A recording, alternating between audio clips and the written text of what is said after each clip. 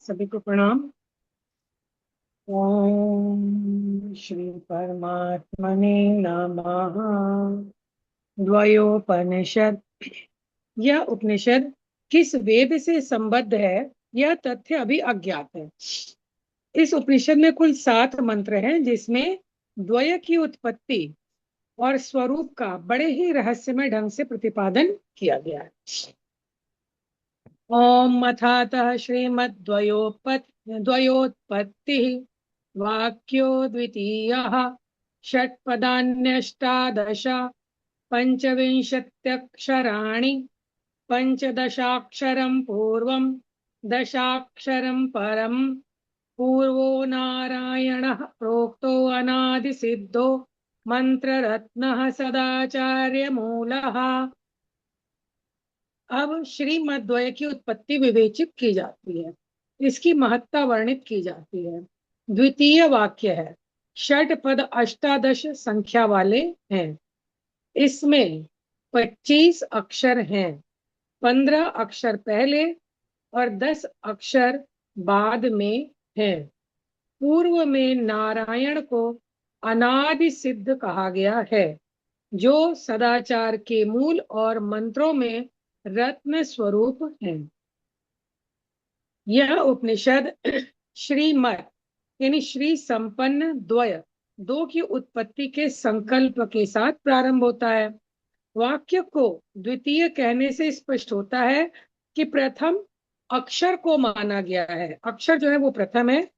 अक्षर अविनाशी अव्यक्त भी है, जो सदैव से है, अतः प्रथम है। वाक्य उसकी अभिव्यक्ति होने से द्वितीय है। बहुत सुंदर। ऋषि ने उस प्रथम या पूर्व को अनादि सिद्ध मंत्र रत्न नारायण कहा है। इस आधार पर वह प्रथम अक्षर ओम कहा जा सकता है। ब्रह्म की प्रथम अभिव्यक्ति अक्षर या नारायण है। वह द्वितीय वाक्य या आचार्य रूप गुरु का मूल है। इस द्वितीय आचार्य रूप गुरु का विवेचन आगे के मंत्रों में किया गया है। आचार्यो वेद संपन्नो विष्णु भक्तो विमत्सरः मंत्रज्ञो मंत्र भक्तश्च सदा मंत्राश्रयः शुचिः गुरु भक्ति समायुक्तः पुराणज्ञो विशेषवित् एवं लक्षण संपन्नो गुरु इति अभिधीयते।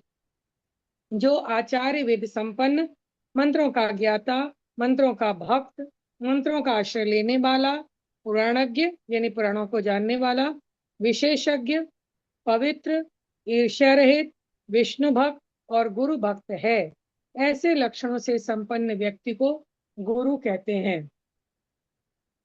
आचिनोति शास्त्रार्थान आचार स्थापनादपि स्वयं आचरते यह तो तस्मादाचार्य उच्यते। जो शास्त्रों के अर्थ को सम्यक प्रकार से चुनता यानी समझता है और सदाचार की न केवल स्थापना करता है वरन स्वयं भी वैसा ही आचरण करता है, उसे आचार्य कहते हैं। बहुत सुंदर व्याख्या आचार्य पद की। गो शब्दस्तु अंधकारः स्यात् रो शब्दस्तन्निरोधकः अंधकार निरोधित्वात् गुरु इति अभिधीयते। गुरु शब्द में गु का अर्थ अंधकार और रु शब्द का अर्थ उस अंधकार का निरोधक है। अज्ञान के अंधकार को रोकने के कारण ही यानी अज्ञान के अंधकार को नष्ट करने के कारण ही गुरु कहा जाता है। गुरुरेवा परब्रह्मा गुरुरेव परा गतिः गुरुरेवा परम विद्या गुरुरेवा परम धनम। गुरु ही परम ब्रह्म है, गुरु ही परागति है, गुरु ही परम विद्या है और गुरु को ही परम धन कहा गया है। गुरुरेव परः कामः गुरुरेव परायणः यस्मात् तदुपदेष्टासौ तस्मात् गुरुतरो गुरु। गुरु ही सर्वोत्तम अभिलषित वस्तु है, गुरु ही परम आश्रय स्थल है तथा परम ज्ञान का उपदेष्टा होने के कारण ही गुरु महान होता है। यस्कृदुच्चारणः संसार विमोचनो भवति सर्वपुरुषार्थ सिद्धिर्भवति न च पुनरावर्तते न च पुनरावर्तत इति य एवं वेदेति उपनिषद। गुरु शब्द का उच्चारण एक बार भी कर लेने से संसार से मुक्ति प्राप्त हो जाती है। उसके यानी गुरु उच्चारण से सभी पुरुषार्थ सिद्ध होते हैं। फिर वह कदापि इस संसार में पुनरागमन नहीं करता, कभी पुनरावर्तन नहीं करता। यह सत्य है। जो इसे ठीक प्रकार समझता है उसे सभी फल प्राप्त होते हैं। इति द्वयोपनिषद समाप्ता। दीदी इसको अभी आप लोग समझाएंगे? कल इसको हेमलता दीदी बहुत अच्छे से बताई थी और रिकॉर्डिंग भी हो चुका है, तो आप आगे कंटिन्यू करें। उसके बाद फिर हेमलता दीदी नारद परिव्राज को उपनिषद समझा दें। दोनों कर लेंगे दो साथ। तक कम से कम कर ले लीजिए। ठीक है, इसमें 2 तक लेना है। ठीक, 2 ही है क्या इसमें? नहीं, ठीक है कब? दीदी। हाँ ठीक है, प्रथमोपदेश। चलिए, नारद परिव्राजकोपनिषद। यह उपनिषद अथर्ववेद से संबद्ध है। इसमें परिव्राजक सन्यासी के सिद्धांतों, आचरणों आदि का विस्तृत वर्णन है।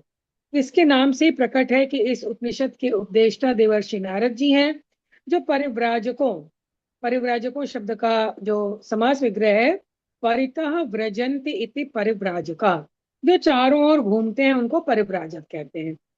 तो नारद जी इनके सर्वोत्कृष्ट आदर्श हैं। इस उपनिषद के कुल 9 प्रखंड हैं, जिन्हें उपदेश की संज्ञा प्रदान की गई है।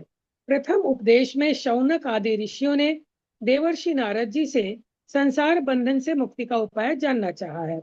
उसी के उत्तर में नारद जी ने विस्तार से वर्णाश्रम धर्म का विवेचन किया है। द्वितीय उपदेश में शौनक जी ने संन्यास की विधि के विषय में नारद जी से पूछा है। तृतीय उपदेश में नारद जी ने संन्यास का सच्चा अधिकारी कौन है, यह प्रश्न पितामह से पूछा है। इसके बाद आतुर संन्यास का विवेचन किया गया है। चतुर्थ पंचम उपदेश में संन्यास धर्म के पालन का महत्व एवं संन्यास धर्म ग्रहण करने की शास्त्रीय विधि का विस्तृत वर्णन किया गया है। साथ ही सन्यासी के भेद भी वर्णित किए गए हैं।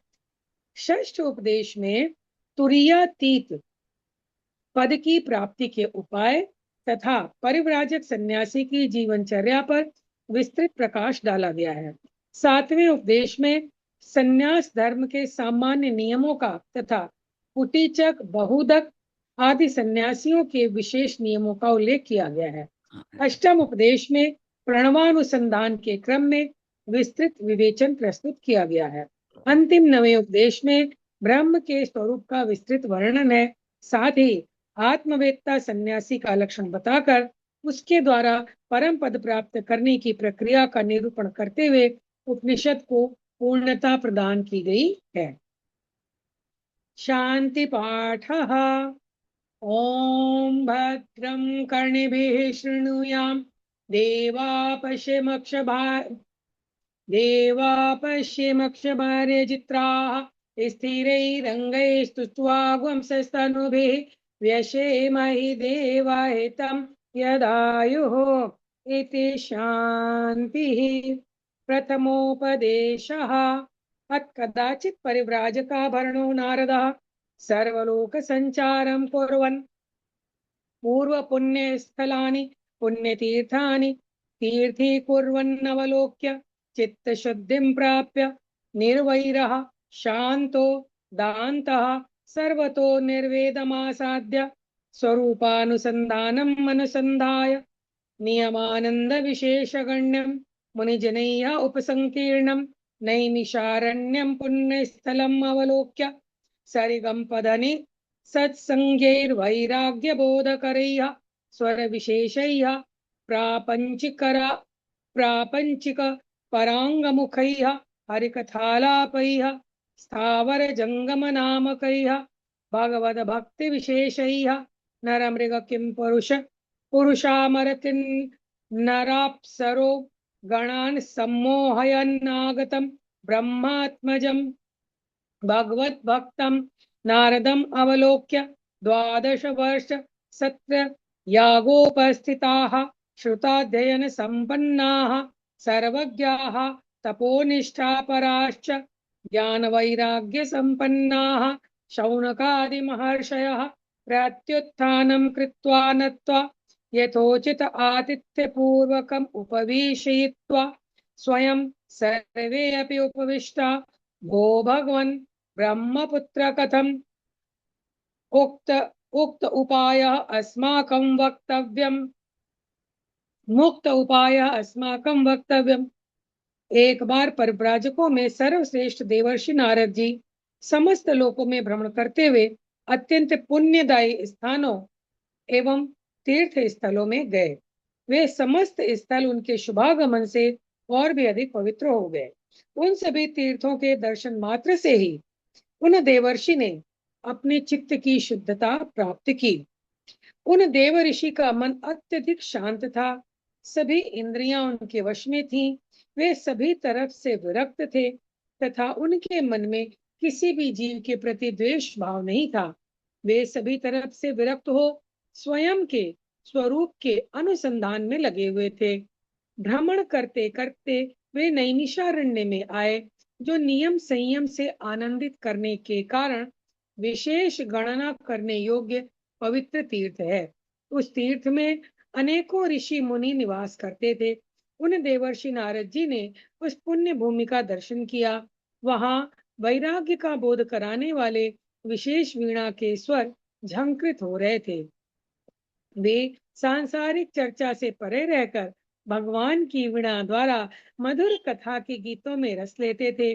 उन देवर्षि के गीतों का श्रवण करके समस्त स्थावर जंगम प्राणी समुदाय आनंद से झूम उठता था। उनका भक्ति रस से परिपूर्ण संगीत मनुष्य, पशु, देवता, किन्नर, गंधर्व एवं अप्सरा आदि को भी आकृष्ट कर रहा था। उस समय उस सुप्रसिद्ध स्थल पर 12 वर्षीय सत्र याग संपन्न किया जा रहा था। वाह! उस महान यज्ञ में समस्त देवगण, तपस्वी जन, ज्ञान वैराग्य से ओतप्रोत शौनक आदि महर्षि जन सम्मिलित हुए।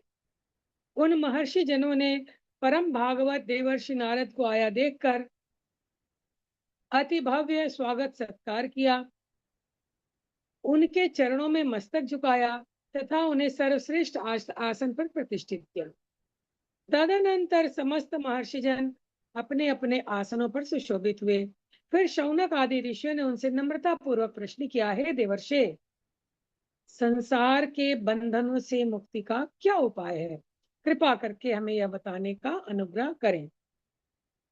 इत्युक्तस्तान् सहोवाच नारदः सत्कुल भवोपनीतः सम्यक् उपनयन पूर्वकं 44 संस्कार संपन्ना स्वामी स्व अभिमतैक गुरु समीपे स्वशाखा अध्ययन पूर्वकं सर्व विद्याभ्यासं कृत्वा 12 वर्ष शुश्रूषा पूर्वकं ब्रह्मचर्यं 25 वत्सरं गार्हस्थ्यं 25 वत्सरं वानप्रस्थाश्रमं तद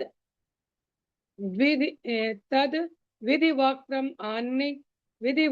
आन्निवर्त्य चतुर्विध ब्रह्मचर्यं षड्विधं गार्हस्थ्यं चतुर्विधं वानप्रस्थधर्मं सम्यक् अभ्यज्ञस्य तदुचितं कर्म सर्वं निर्वर्त्य साधन चतुष्टय संपन्ना सर्वसंसारोपरि मनोवाक्काय कर्मभिर्यथाशा निवृत्तस्तथा वासनैषणोपर्यपि निर्वैरः शांतो दान्तः सन्यासी परमहंसा आश्रमेण स्खलित स्वरूप रूप ध्यानेन देह त्यागं करोति समुक्तो भवति इति उपनिषद। उन शौनकादि महर्षि जनों के इस प्रकार प्रश्न करने पर उन त्रिलोक प्रसिद्ध देवर्षि नारद जी ने कहा, श्रेष्ठ कुल में प्रादुर्भूत पुरुष यदि उपनयन संस्कार में संस्कृत न हुआ हो तो सर्वप्रथम उसका विधिवत उपनयन संस्कार संपन्न कराए। तदनंतर 44 संस्कारों से संपन्न होकर तथा अपने मनोनुरूप गुरु के समीप आश्रम में प्रतिष्ठित हो। वहां गुरु की सेवा शुश्रूषा करते हुए सर्वप्रथम अपनी यानी वेद की शाखा का अध्ययन करे। तदनंतर क्रमानुसार समस्त विद्याओं का अभ्यास करते हुए 12 वर्षों तक गुरु सेवा करते हुए ब्रह्मचर्य का पालन करता रहे। इसके पश्चात क्रमशः 25 वर्षों तक गृहस्थ धर्म का तथा 25 वर्षों तक वानप्रस्थ धर्म का विधिवत पालन करना चाहिए। प्रबुद्धजन 4 तरह का ब्रह्मचर्य बतलाते हैं। गारहस्थ्य 6 प्रकार का तथा वानप्रस्थ 4 प्रकार का बतलाया गया है। इन सभी आश्रमों का भली भांति अभ्यास करते हुए उन आश्रमों के सभी कर्मों का समुचित अनुष्ठान करें।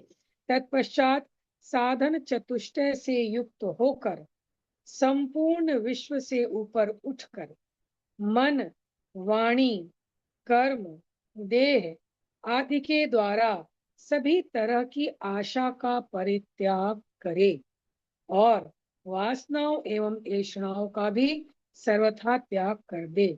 इसके बाद सभी के प्रति वैर भाव का परित्याग करके मन एवं इंद्रियों को वश में रखते हुए संन्यास ग्रहण कर लेना चाहिए तथा संन्यास आश्रम में रहकर अपने अविनाशी स्वरूप का ध्यान करते रहना चाहिए। इस प्रकार से चिंतन में लीन हुआ जो पुरुष शरीर का परित्याग करता है वह मुक्ति प्राप्त कर लेता है, वह मुक्त हो जाता है। यही उपनिषद यानी गूढ़ रहस्य विशिष्ट ज्ञान है। सभी को प्रणाम, बहुत बहुत धन्यवाद जी दीदी। मुझे सुनने के लिए। जी दीदी, धन्यवाद दीदी, बहुत बहुत धन्यवाद। जी किशोरी दीदी, इतना रखे, आगे चले, इतने रख लेते हैं। तो हाँ, हेमलता दीदी की व्याख्या पर डिपेंड करेगा। बहुत कुछ तो समझ ही नहीं आया, इतने सारे संस्कार, 44 संस्कारों की बात है यहाँ तो। गुरुदेव ने तो 10 ही दिए ना। नहीं वो ना उसमें होता होगा, 12 दिए। उपनयन उपनयन में होता होगा। हाँ, हाँ, फिर गृहस्थ में इतने 25, मतलब फिर बहुत सारे हैं चीजें। हाँ, अब हेमलता।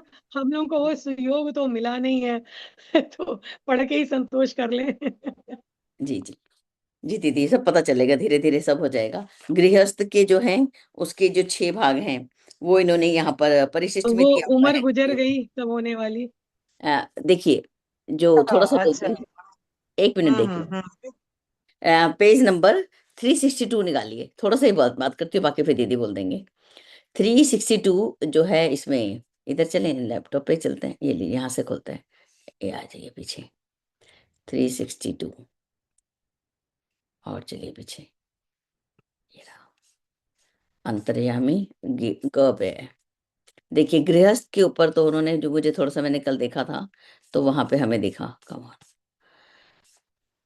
ग, ये रहा। देखिए, गृहस्थ के ऊपर उन्होंने 6 तरह का गृहस्थ बताया। अभी वानप्रस्थ में भी देखेंगे, ब्रह्मचर्य में भी देखेंगे, जरूर उसमें भी दिया होगा। मैंने गृहस्थ को देखा था। तो इसके अंदर जो है, आश्रम धर्म के अनुसार 4 आश्रमों में ब्रह्मचर्य के बाद दूसरा आश्रम आता है गृहस्थ। लक्ष्य की दृष्टि से धर्म, अर्थ, काम और मोक्ष में से इस आश्रम में अर्थ और काम की प्राप्ति की पूर्ति की जाती है। मतलब ये दोनों चीजें, अर्थ भी कमाना पड़ता है और कामनाओं की प्राप्ति, ये इसकी जो पूर्ति, जो एक डिमांड होती है, एक सप्लाई है। तो यहाँ पर सप्लाई किसकी हो रही है? अर्थ और काम की। ठीक है, इसे भी 25 वर्ष का माना गया है। इसमें व्यक्ति जो है घर में रहकर पत्नी समेत अपने कुटुंब का पालन पोषण करता है।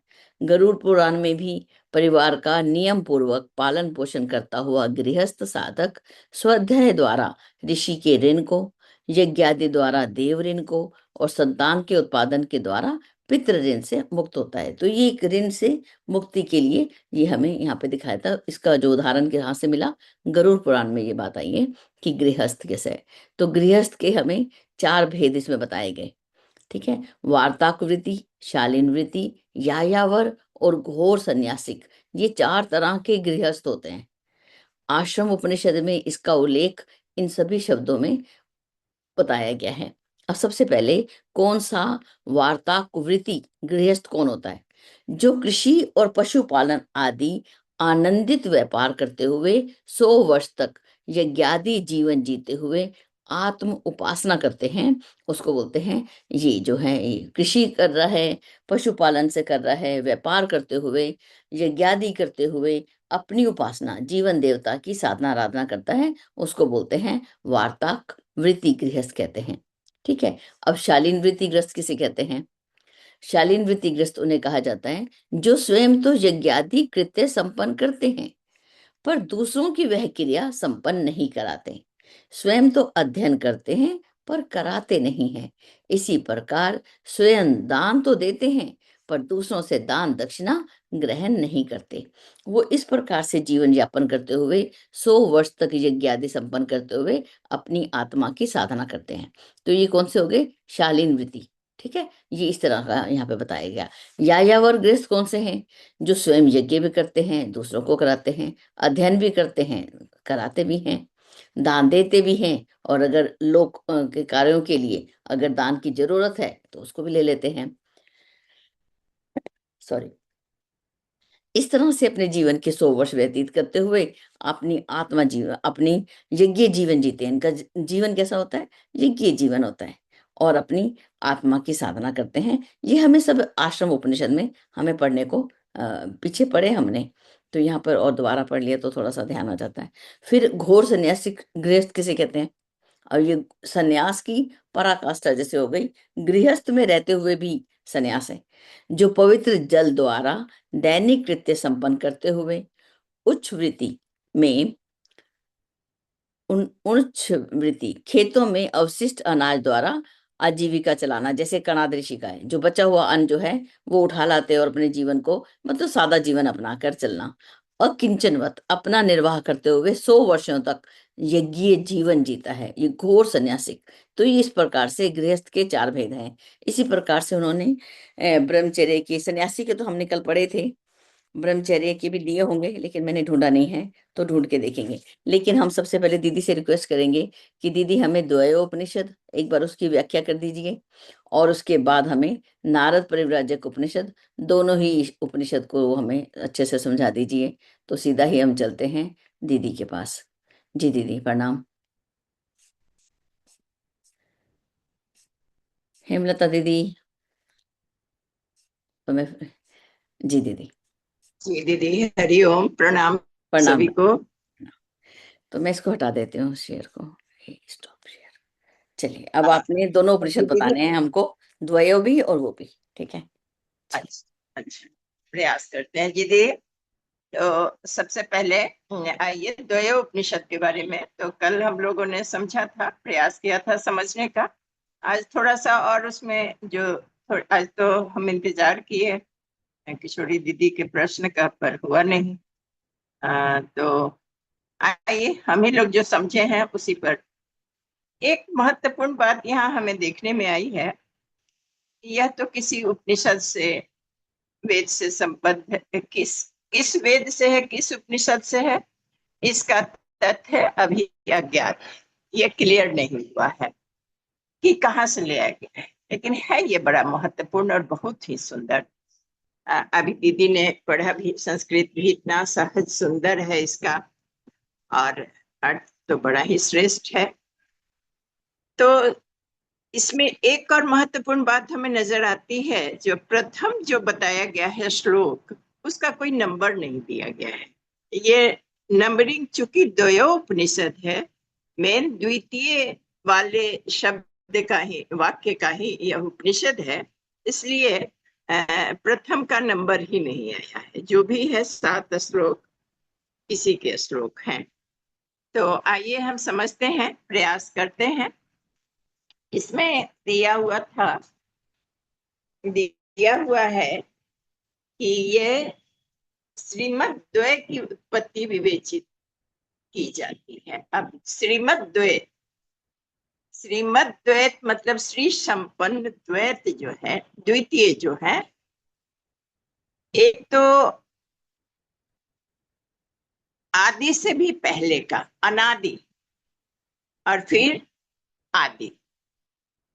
पहले पूर्व में कुछ था, और वह पूर्व का जब संकल्प उभरा तब द्वय की उत्पत्ति हुई। यही इसकी व्याख्या है द्वय की। द्वितीय वाक्य है और प्रथम शब्द है। शब्दो वही ब्रह्म या ओंकार इति ब्रह्म, यह शब्द गीता में भी आया है और वेद उपनिषद में भी आया है। शब्द ब्रह्म की हमेशा चर्चा होती रही है। गायत्री महाविज्ञान में भी जो गीता का प्रथम श्लोक है उसमें भी वही ओमैतिकाक्षरम ब्रह्म ऐसा करके उसमें हम लोगों ने पढ़ा हुआ है। तो स्पष्ट हो जाता है कि वह पहला अनादि जो था वह ब्रह्म था और उसके बाद उसके संकल्प से द्वितीय की उत्पत्ति हुई, वाक्य बना। पहले शब्द ब्रह्म था, उसके बाद वाक्य बना, विस्तार।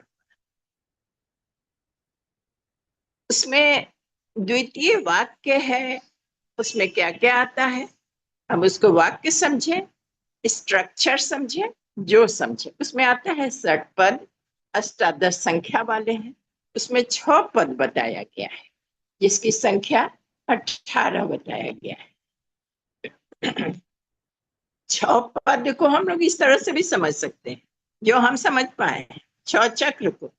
और अष्टादश क्या बताया गया है, 18 क्या बताया गया है, वो हमारा जो ये शरीर का स्ट्रक्चर है, कर्मेंद्रिय, ज्ञानेंद्रिय और उसके बाद ये पंच तत्व से रचित यह शरीर। तो विस्तारीकरण तो यही हुआ, एको हम बहुश्याम। तो पहले द्वय की ही चर्चा यहाँ की गई है, दूसरे की ही, लेकिन दूसरे में भी तो संपूर्ण होना चाहिए। तो ये सारी चीज उसमें है, अष्टादश संख्या वाले हैं। ये 60 पद 6 पद वाले हैं और 18 संख्या है उनकी। उसमें 25 अक्षर हैं। 25 अक्षर किसको कहा गया, हम जो समझ पा रहे हैं, 5 तत्व, 5 कर्मेंद्रियां, 5 ज्ञानेंद्रियां, 5 तन मात्राएं और 5 मन बुद्धि चित्त अहंकार और आत्मा। ये 25 अक्षर बताए गए। 15 अक्षर पहले के हैं, पंच तत्व, 5 कर्मेंद्रिया, 5 ज्ञानेंद्रिया, ये पहले के हैं। और फिर बाद में चलकर इसके 10 अक्षर और बनते हैं। 10 अक्षर क्या बनते हैं उसके, तो वो 5 तन्मात्राएं बनती हैं। उसके बाद मन बुद्धि चित्त अहंकार और फिर आत्मा। इसको अगर अक्षर रूप में समझे तो हमें यह बात समझ में आती है। हम श्योर नहीं है, बाबूजी से अगर पूछा जाता तो ये ज्यादा सुंदर और ज्यादा सरल सहज हो पाता। तो कोशिश किया जाए, जो कल भी बाबूजी से पूछा जा सकता, कल परसों फिर नहीं पूछा जा सकता है, अगले दिन। पूर्व में नारायण को अनादि सिद्ध कहा गया है। निश्चित रूप से सिद्ध अनादि वह नारायण ही है, परम ब्रह्म ही है, जो सदाचार के मूल और मंत्रों में रत्न स्वरूप, उत्कृष्टताओं के समुच्चय को परमात्मा कहते हैं। यहाँ एक बात हमें जो समझ में आ रहा है, सदाचार माने आचरण में जो श्रेष्ठ आचरण है, श्रेष्ठ सद्गुण है, उसके समुच्चय को, उसके मूल में, आधार में और मंत्र में रत्न के स्वरूप वह क्या हो सकता है। जो आधारभूत मंत्र है वह क्या हो सकता है, वह तो रत्न ही हो सकता है ना। उसका अर्थ भी सदाचार से युक्त हो सकता है, जो सर्वश्रेष्ठ है। अब अगर नोट को हम ध्यान देते हैं जो यहाँ पर हमें सिखाने के लिए रखा गया है, उसको हम पढ़ते हैं तो समझ में यह बात आती है कि श्रीमद् द्वय 2 की उत्पत्ति के संकल्प के साथ प्रारंभ होता है।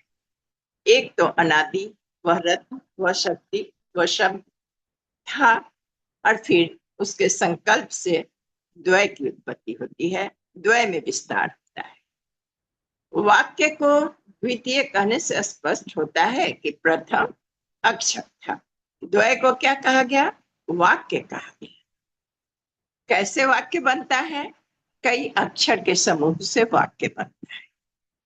तो प्रथम अक्षर, प्रथम को अगर अक्षर माना जाए तभी तो उसका विस्तारीकरण को वाक्य कहा जा सकता है। यह स्पष्ट हो रहा है सभी को। अक्षर कैसा होता है? अविनाशी होता है, अव्यक्त होता है। वह व्यक्त नहीं है, अक्षर अव्यक्त है। अक्षर खंडित नहीं होता है, व्यक्त भी नहीं होता है, वह शाश्वत है, सदैव रहता है। अतः वह प्रथम है, वह शाश्वत है, था, है और रहेगा, शाश्वत है। और वाक्य क्या है? उसका प्रकटीकरण है, अभिव्यक्ति है, द्वय की अभिव्यक्ति। अब देखिए यहाँ एक बड़ी महत्वपूर्ण बात निकल कर आ रहा है। द्वय उसका व्यक्त रूप है, उसी का व्यक्त रूप है, लेकिन वह अब वाक्य में कन्वर्ट हो गया, बदल गया, वाक्य बन गया, लेकिन है वही, ब्रह्म ही है, गुरु भी। जो प्रथम द्वय है, पहला प्रथम का जो विस्तारीकरण है थोड़ा गूढ़ है, पर समझने की बात है। इसी दृष्टिकोण से वह गुरु भी ब्रह्म ही है, यह व्यक्त रूप है।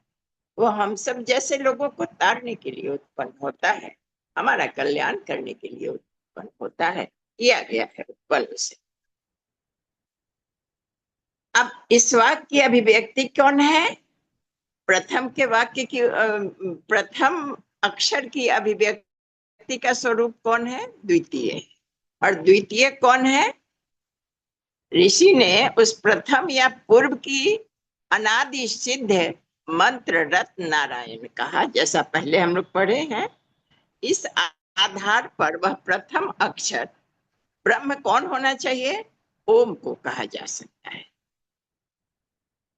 ब्रह्म की प्रथम अभिव्यक्ति अक्षर या नारायण भी कहा जा सकता है, उसको भी अभिव्यक्ति को ब्रह्म ही कहा जा सकता है या नारायण ही कहा जा सकता है।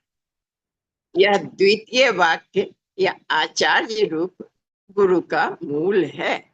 अब यहाँ गुरु का आधार ही है वो, इसलिए वह भी व्यक्त ब्रह्म है।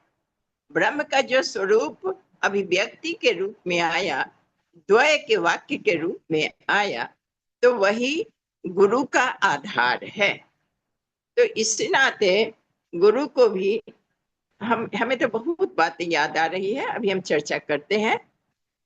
गुरु का मूल कहा गया। अब इस द्वितीय आचार्य रूप गुरु का विवेचन आगे के मंत्रों में दिया गया है, 1 से लेकर 7 तक दिया गया है। हमें अभी हृदय में यह भावना उभर रही थी कि कहते हैं जो गुरु हमारे हृदय में निवास करते हैं और गुरु हमें प्रेरित करके अंदर से हमें बताते हैं, मार्गदर्शन करते हैं।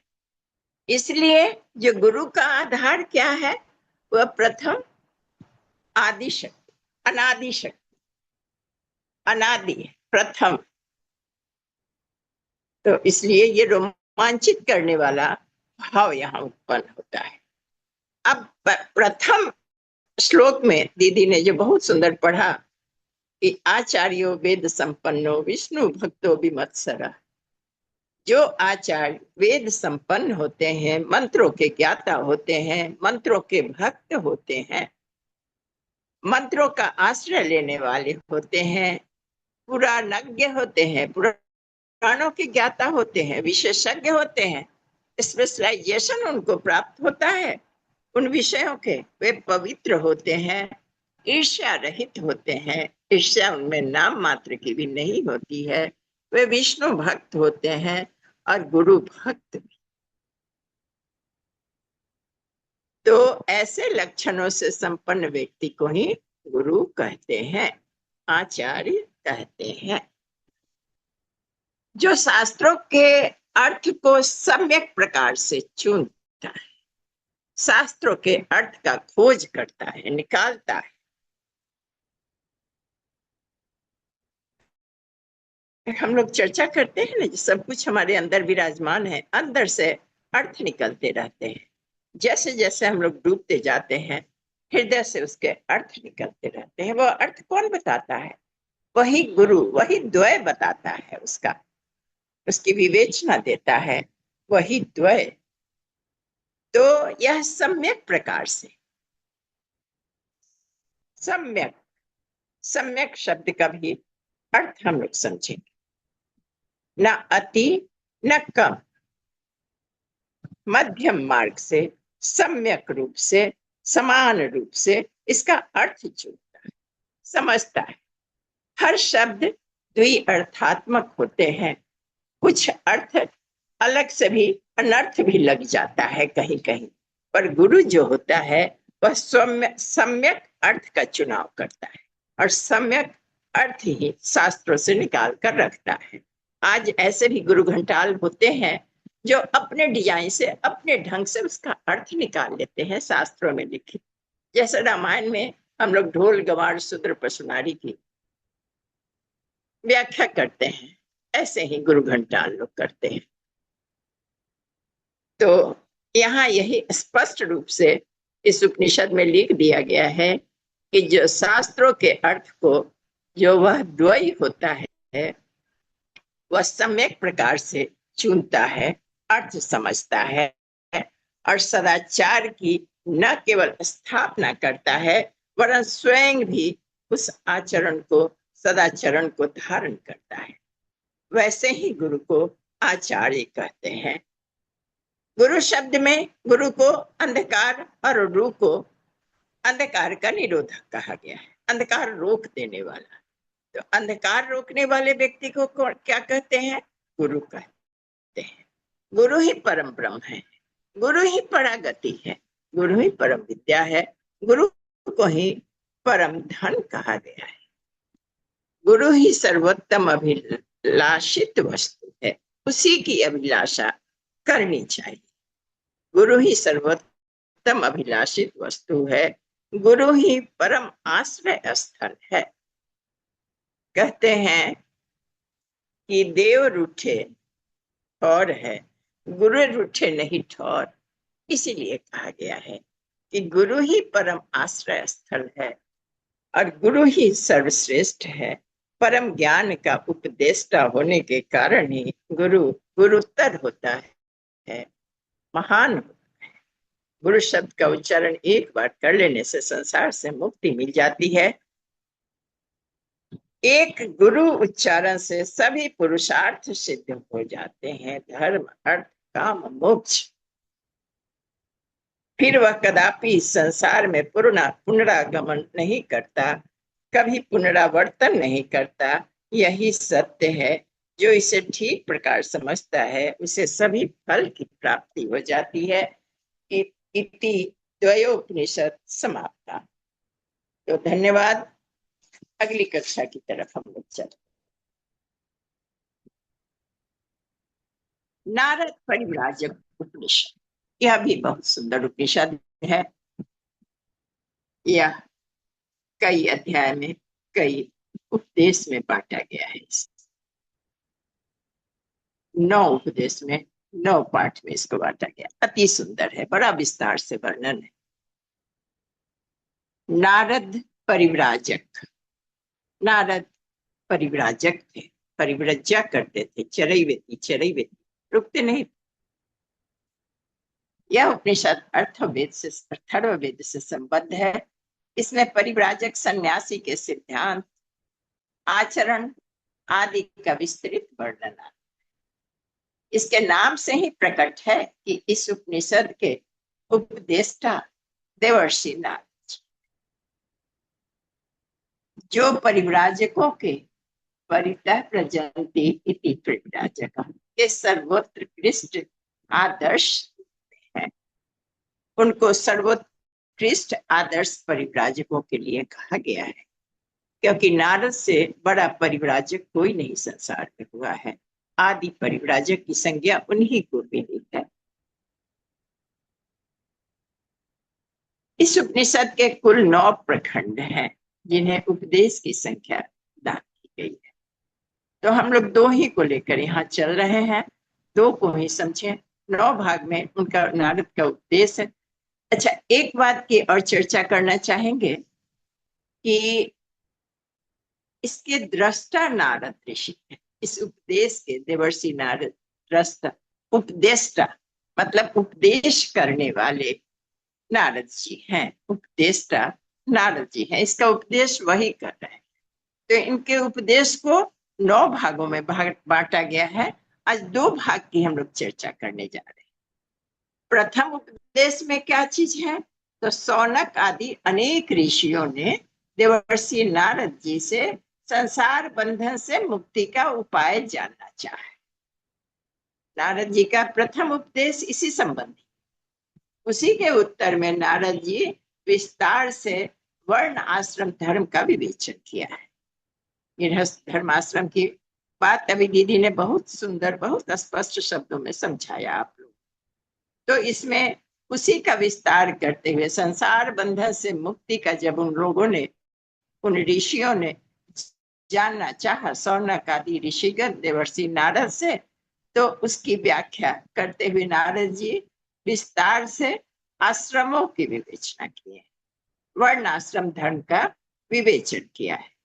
द्वितीय उपदेश में क्या है, सौनक जी ने संन्यास की विधि के विषय में नारद जी से पूछा और उसी का वर्णन आता है। बहुत सुंदर वर्णन है।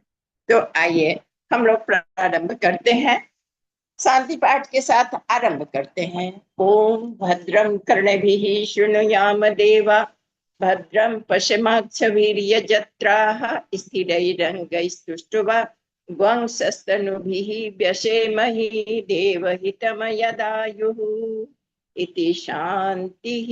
द्रष्टव्य अथर्वशीर उपनिषद से ये शांति पाठ लिया गया है। जैसा कि हम लोगों ने समझा है कि शौनक आदि ऋषि प्रश्न करते हैं और देवर्षि नारद उसका अपने व्याख्यान के द्वारा उनके प्रश्न का उत्तर देते हैं। एक बार परिव्राजकों में सर्वश्रेष्ठ देवर्षि नारद जी समस्त लोक में भ्रमण करते हुए अत्यंत पुण्यदायी स्थानों और तीर्थ स्थल में गए। वे समस्त स्थल उनके शुभ आगमन से और भी अधिक पवित्र हो गया। उन सभी तीर्थों के दर्शन मात्र से ही उन देवर्षि ने अपने चित्त को शुद्ध कर लिया, शुद्धता प्राप्त कर ली। उन देव ऋषि का मन अत्यधिक शांत था, सभी इंद्रियां उनके बस में थी, वे सभी तरफ से विरक्त थे और उनके मन में किसी भी जीव के प्रति कोई द्वेष भाव नहीं था। वे सभी तरफ से विरक्त हो स्वयं के स्वरूप में अनुसंधान में लगे हुए थे। हमें लगता है अब सबके समझ में आ रहा होगा कि वो स्वयं स्वरूप के अनुसंधान मतलब अपनी आत्मा की खोज में लगे हुए थे। भ्रमण करते करते वे नैमिषारण्य में आए।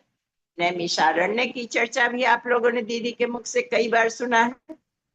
वह वैसा गुरुकुल होता था जहां नियम और संयम से आनंदित करने वाला गणना उसकी उस अरण्य की, नैमिषारण्य की गणना की जाती। बड़ा ही योग्य पवित्र तीर्थ था। उस तीर्थ में अनेकों ऋषि मुनि निवास करते,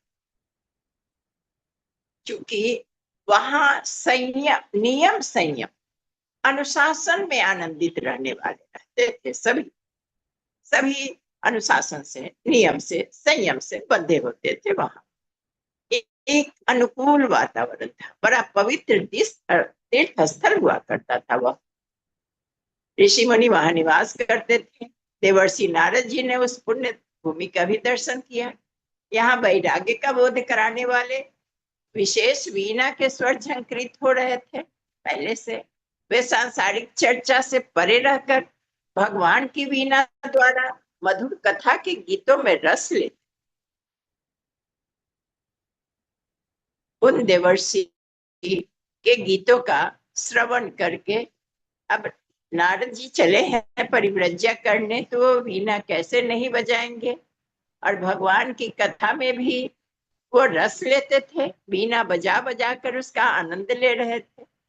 अब उनके गीतों का श्रवण करके समस्त स्थावर जंगम प्राणी समुदाय आनंद से झूम उठता था। स्थावर जंगम, चर अचर, स्थिर अचल संपत्ति और चल संपत्ति। लेकिन ये स्थावर और जंगम जीव के बारे में संबोधित किया जाता है। एक जीव है, प्राणिक है, एक स्थिर है, स्थावर है, जैसे पेड़ वो चलते नहीं है, और एक जंगम जो चल फिर सकते हैं, चलायमान होते हैं। ऐसे सभी प्रकार के प्राणी समुदाय जो थे, सो उनके वीणा की आवाज भगवत कथा सुनकर आनंदित हो रहे थे, झूम रहे थे। उनका भक्ति रस से परिपूर्ण संगीत मनुष्य, पशु, देवता, किन्नर, गंधर्व और अप्सरा सभी को आकृष्ट कर रहा था। उस समय सुप्रसिद्ध स्थल पर 12 वर्षीय सत्र चल रहा था। किस चीज का सत्र चल रहा था? महान यज्ञ, समस्त देवगण, तपस्वी जन, ज्ञान वैराग्य से ओतप्रोत सौनक आदि महर्षि जन सम्मिलित उस अनुष्ठान यज्ञ जो 12 वर्ष का सत्र याग संपन्न किया जाता, यज्ञ चल रहा था। उन महर्षि जनों ने परम भागवत देवर्षि नारद को आया देखकर अति भव्य स्वागत सत्कार किया। अब एक और महत्वपूर्ण बात यहाँ उपस्थित होती है। परम भागवत वो एक बहुत सुंदर संबोधन होता है। आजकल एक छोटा सा बच्चा है 5 साल का, भागवत महाप्रभु उसका नाम है। वो भगवान कृष्ण की भक्ति का इतना सुंदर उदाहरण है। वो छोटा सा बालक भगवान महाप्रभु को आप लोग सभी पहचानते होंगे। तो भागवत महाप्रभु, भागवत बड़ा श्रेष्ठ उपाधि को कहा जाता है। यहाँ कहा जा रहा है जो परम भागवत देवर्षि नारद को आया देखकर अति भव्य स्वागत सत्कार किया गया उनका, उनके चरणों में मस्तक झुकाया गया और उन्हें सर्वश्रेष्ठ आसन पर प्रतिष्ठित किया गया। तदंतर समस्त महर्षि जन अपने अपने आसनों पर सुशोभित हो गए उनका प्रवचन सुनने। फिर सौनक आदि ऋषियों ने उनसे नम्रता पूर्वक प्रश्न किया, हे देवर्षे, संसार के बंधनों से मुक्ति का क्या उपाय है?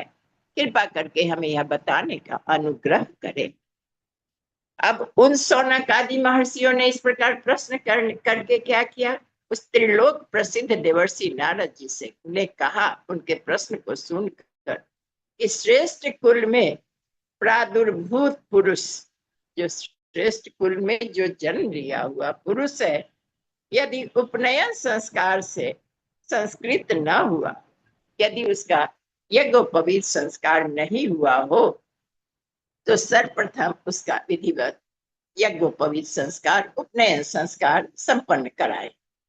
उसके बाद 44 संस्कारों से संपन्न होकर तथा अपने मनों के अनुरूप गुरु के समीप आश्रम में प्रतिष्ठित हो।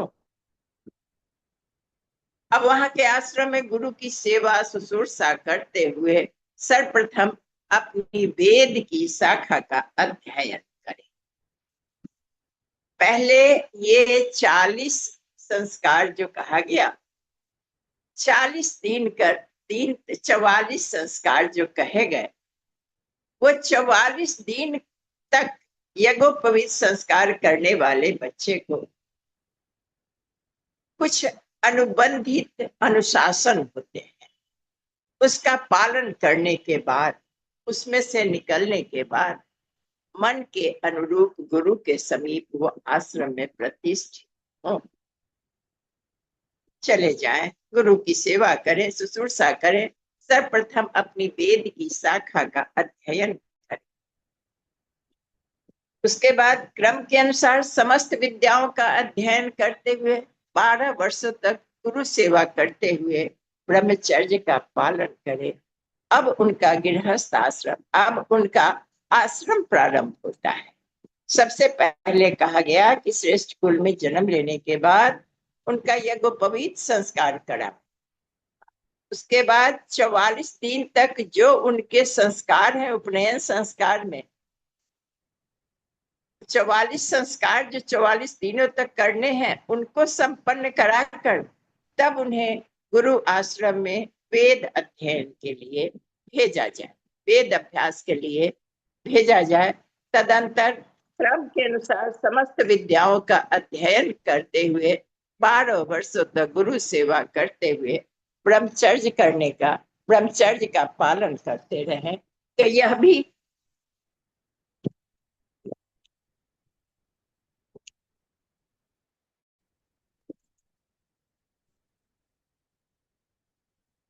जी, अब ये स्पष्ट है कि भगवान कृष्ण भी यज्ञोपवीत संस्कार के बाद उन्हें उज्जैन में गुरु संदीपनी के आश्रम में ब्रह्मचर्य का वेद अध्ययन के लिए भेजा गया था। भगवान राम को विश्वामित्र के आश्रम में भेजा गया था। तो यही सारी बातें आ रही है यहाँ पर, यही तरीका बताया जा रहा है। जो फिर क्या करना है, 12 वर्षों तक गुरु सेवा करते हुए ब्रह्मचर्य का पालन करता रहे। उसके पश्चात क्रमशः 25 वर्षों तक गृहस्थ धर्म का तथा 25 वर्षों तक वानप्रस्थ धर्म का विधिवत पालन करना चाहिए।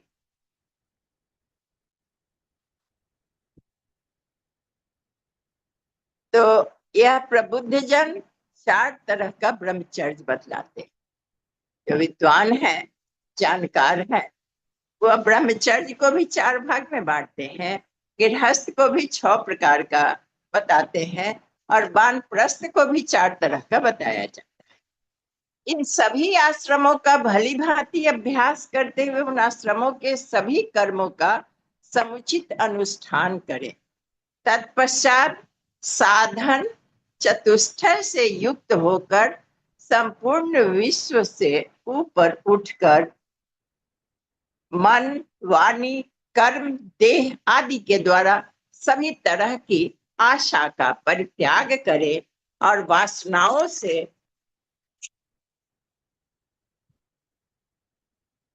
एवं ऐसनाओं का भी सर्वथा त्याग कर दे। वासना तो सभी समझ रहे हैं, ऐसना भी सभी को समझ में आ रही होगी।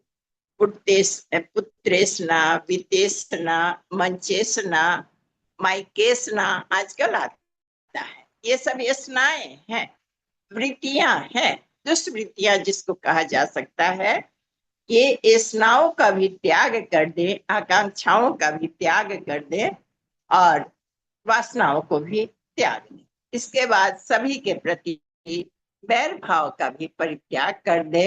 मन और इंद्रियों को बस में रखते हुए संन्यास ग्रहण कर लेना चाहिए तथा संन्यास आश्रम में रहकर अपने अविनाशी स्वरूप का ध्यान करते रहना चाहिए। अविनाशी स्वरूप कौन है? ऊपर हम लोगों ने पढ़ा, परमात्मा का, आत्मा का और परमात्मा का। वही तो नश्वर है, वही तो अनश्वर है, बाकी तो सब नश्वर है। तो अविनाशी आत्मा का ही निरंतर ध्यान करते रहना है। इस प्रकार के चिंतन में लीन हुआ जो पुरुष शरीर का परित्याग करता है वह मुक्ति प्राप्त कर लेता है और वह मुक्त हो जाता है। इस उपनिषद का यही गूढ़ रहस्य युक्त विशिष्ट व्याख्या है। द्वितीय उपदेश में क्या कहे नारद जी, यह बड़ा सुंदर है। तो आइए अब दूसरे उपदेश के संबंध में थोड़ी जानकारी। ये तो धर्म, अर्थ, काम, मोक्ष का प्रथम। ये पढ़ाई जी दीदी ने नहीं पढ़ा है, तो समय भी हो गया। प्रणाम दीदी, बहुत सुंदर। तो ये आज दीदी ने पढ़ा भी नहीं है, तो इस पे अब हम लोग आपका रहेगा कि कल आप आप हम लोगों को समझाएं। द्वितीय द्वितीय उपदेश दीदी ने पढ़ा है ना? नहीं नहीं, नहीं पढ़ा है, सिर्फ प्रथम ही पढ़ा है। अच्छा अच्छा, ठीक है। तो धन्यवाद, प्रणाम सभी को, त्रुटियों बहुत के लिए सुंदर क्षमा दीदी, चाहेंगे जी। बहुत सुंदर दीदी, बहुत सुंदर, धन्यवाद आपको, प्रणाम, कोटि कोटि। 2 मिनट 3 मिनट है, किन्हीं का कोई प्रश्न अभी बनता है या कुछ अपने विचार रखना चाहते हैं तो प्लीज अनम्यूट करें और बोले, अपनी बात रखें। आपने ये स्पष्ट कर दिया है दीदी, इसलिए मैंने नहीं पूछा, स्पष्ट हो भी गया था और मुझे लगता है कि वही होगा जो आपने कहा है ना, इसलिए मैंने नहीं पूछा। और यहाँ 44 दिन की बात हो रही है संस्कारों से संपन्न करने में, उसमें सभी जो नियम पालन किए जाते हैं तो वही है, तो ये भी सही है जी दीदी। किन्हीं को कुछ कहना है?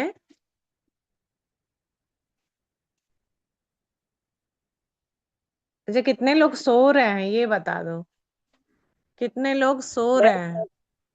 मैं प्रणाम सभी को। मैं ये सोच रही हूँ कि इतने कठिन कठिन नियम जो हैं वो उस समय के अनुसार उस समय के अनुसार रहते होंगे, और कितना कठिनाई से मतलब उन लोग उस समय कठिनाई नहीं लगती होगी, उस समय ये सब खुशी हंसी से किए जाते होंगे। लेकिन आज सुन करके लगता है कि मतलब कितना नियम संयम पालन हर चीज का ध्यान रखा जाता था। तो हेमलता दीदी को तो खैर बहुत ज्ञान है, उन्होंने तो बहुत अच्छे से बताया, बहुत अच्छे से बताया, कुछ कुछ समझ में भी आया। इसी तरह धीरे धीरे समझ में आने लगे। जय गुरुदेव, प्रणाम सभी। हम सभी को। जयंती दीदी कुछ कहना चाहेंगे? हाँ, रानी दीदी बोलिए, प्रणाम। प्रणाम दीदी, आपसे एक प्रश्न पूछना था। कल जो आप बताई थी क्लास में होनी और क्लास में, तो हमको पूछने का मन किया आपसे। जैसे नारी पर बता रही, तो हम लोग को बहुत शासन में जैसे हम लोग रह रहे हैं, शुरू से ही बहू हैं। तो वहाँ पर हम लोग को साधना में बहुत ठीक से करना पड़ता है। तो हम चाहते हैं, तो हम लोग को कैसा मतलब साधना हो जो ये स्थिति हम लोग को सुधरे, आपसे पूछना चाहते हाँ, वो तो अलग टॉपिक हो गया ना आज के टॉपिक के लिए। इसमें रिकॉर्डिंग पहले हैं। दीदी को टाइम हो तो बंद कर दे, रिकॉर्डिंग चल रही है दीदी। हाँ, हम लोगों नहीं, के लिए क्या साधना हो